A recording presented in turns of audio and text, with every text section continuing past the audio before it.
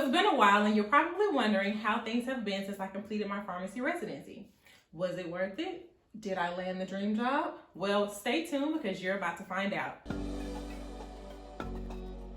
So for those of you who know a little bit about my journey, you know that I finally matched to a PGY1 pharmacy residency program in 2018 after 3 failed attempts. The road to residency definitely was not easy for me, nor was it easy getting through residency, but here I am on the other side of things, and I'm ready to give you guys a quick update on how things have been. The road to residency definitely was not easy for me, nor was it easy getting through residency, but here I am on the other side of things, and I'm ready to give you guys an update on how things have been. At the time of recording this video, it is now November 2020, and it has been almost a year and a half since I completed my pharmacy residency. I decided not to do a PGY2 mainly because there wasn't anything that I was interested in enough to actually pursue doing a PGY2. And I'll just keep it real. I was not trying to go through another year of being overworked and underpaid if it wasn't something that I was truly passionate about. Towards the end of my PGY2, I actually did become more interested in psych, but by the time that happened, it was well beyond application deadlines. Programs had already matched all of their PGY2s in psych, so I just decided to start looking for a job. I'll be honest, the job search was not easy, but fortunately, I was able to land a position as an inpatient clinical pharmacist at a community hospital. In my current job, I actually work as a unit-based clinical pharmacist, which basically means that I am actually out on the floor working on units where we actually do things like medication verification, of course. We also do consults for drug monitoring, such as vancomycin and warfarin. We also will do profile reviews and make sure we do things like renal dosing adjustments and basically just manage those patients that are on that unit, whether it be consults and information to the nursing staff. Sometimes we do have to interact with patients when it comes to things with their home meds, but as a whole, that is the bulk of what I do in my current role.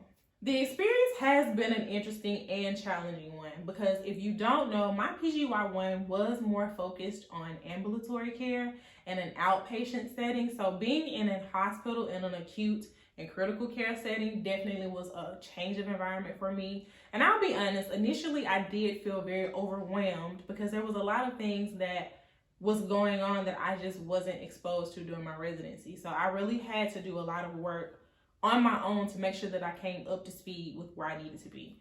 Fortunately, the hospital has a pretty long training process anyway. It's about 3 months. And during that time, I was really able to utilize that to make sure that I was equipped when it was time to go out on my own. About 6 months after starting the job as the unit-based clinical pharmacist, I got the opportunity to transition into a role to help build a opioid stewardship program at the hospital. That is a part-time position, so I basically split my full-time position between being the clinical pharmacist in those traditional clinical pharmacist roles. But then also with the opioid stewardship program, it is more of an administrative thing because I'm literally helping to build a program from the ground up. When the opportunity came about for this position, I really felt like it was something I should take advantage of, mainly because pain management was something that I had exposure to in my residency, and so I felt like the training that I had there could transition into this role. But also, pain management and opioid stewardship in general is a growing area for pharmacists.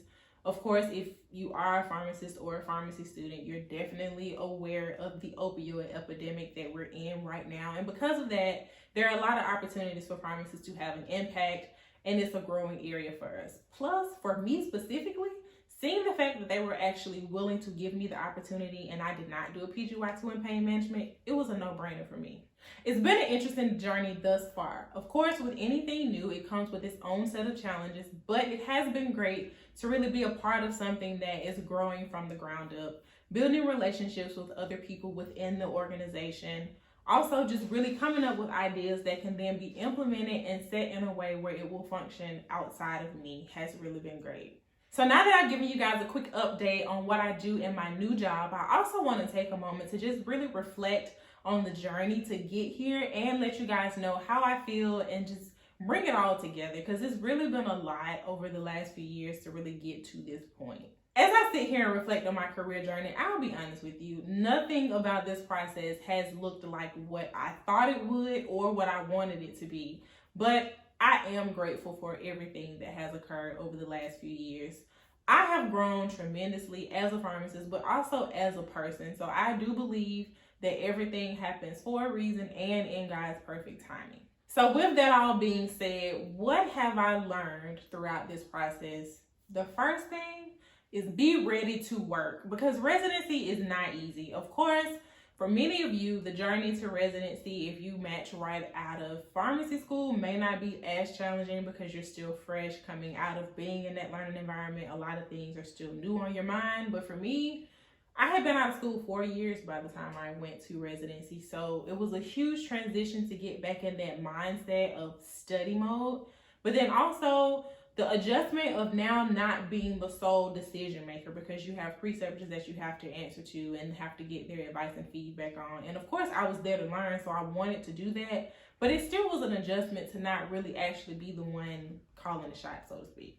Also, the financial aspect was a challenge too. I'll just keep it real. Y'all know that residents don't make a lot compared to the full pharmacist salary. And although I thought I did a pretty good job of preparing myself, it was a struggle. So aside from my financial woes, I will also say that I learned that during residency, it's really good to just remain open to different opportunities. Going into the program, I was really interested in wanting to stay in the area of primary care. Like I said before, by the end of the program, I was really interested in psych. And then ultimately, I'm on a role where I am an inpatient pharmacist doing opioid stewardship. So don't close yourself in so much that you aren't open to other opportunities where you can grow and expand your career and experiences that you have. The third thing that I've learned throughout this whole journey is to not be discouraged if you don't get the dream job right out of residency. Truth about it is, most people don't. And the jobs that we have after residency and really in life in general, they all play a role and a part in preparing us for where we're headed. So even though my current role was not the dream job in my head, I am of course grateful for a job, but I actually truly have enjoyed the experience because I have grown a lot. And I do really feel that there are things that I've learned and experienced here that I would not have had if I landed the quote unquote dream job. Do I feel like residency was worth it? Absolutely. Even though it was hard, and I mean hard, I really do feel like it was worth it because it's opened up so many more career opportunities for me that I did not have before. Of course, it was always a part of my goals. So finally being able to accomplish something that I had been working towards for so long means a lot in itself. And I really actually feel more fulfilled in my career than I did prior to residency. So what's next for me? Honestly, I don't really know. Currently, I'm really enjoying the role that I am in and really just putting the focus and work into growing in this space. But of course, I don't plan to just stay in that role forever. So I do want to make sure that I'm continuing to grow and learn and advance my skills so that I will be able to land other positions in the future. I have considered board certification, haven't fully ruled it out, but at the time, it's not a top priority for me either. So that's really all I have for you guys today. I really just wanted to make sure that I came and gave you an update on what's been going on, especially since I shared so much about the journey to get to this point. I really felt like I owed you guys that much. As we move forward, I will continue to share things about my career journey, but I also plan to do a specific series dedicated to giving you guys tips and advice on the residency application process. So hopefully you won't have the same struggle that I had. Aside from that, I do plan to also just share things that have helped me along the way in general. I do really enjoy personal growth and development, and I think it's something that's very important for all of us to make sure that we focus on. Specifically for me, I do believe that our professional success is limited by our personal growth. So you want to make sure that you're becoming the best person that you can be in general so that you are ready for the opportunities that come professionally and in every area of your life. So I hope you guys will stay tuned and join the tribe so you can be a part of the process as we grow together. If you liked the video today, make sure you give me a thumbs up, subscribe to the YouTube channel, and hit the notification bell so you won't miss out when I upload new videos. Also, make sure you share this video with someone that may be considering to do a pharmacy residency, and they really like to hear from someone like myself who's completed the program and is now on the other side of things. Until next time, peace.